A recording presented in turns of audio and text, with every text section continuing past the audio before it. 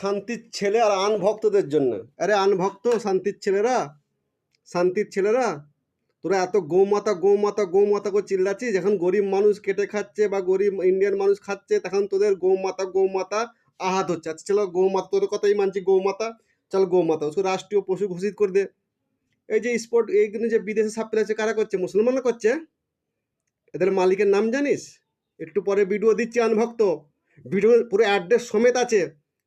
গাঁড়ি তো গুদা থাকে, গাঁড়ি যত দম থাকে, অত যদি মাথা মাথা করে চিল্লাস তো মাথা যদি রক্ষা করতে যা এই কোম্পানিগুলো বন্ধ করে দেখা তো গাঁড়া কত দম আছে ভাই।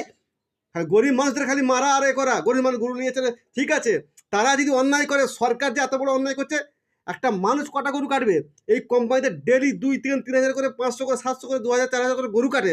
হ্যাঁ, গো মাথায় কেটে বিদেশে সাপ্লাই, তারপরে তো গো মাথা হয় না আনভক্তা। তোরা এমনি বলে না শান্তির ছেলে, তোরা সত্যিকারের শান্তির ছেলে, অনভক্ত তোরা।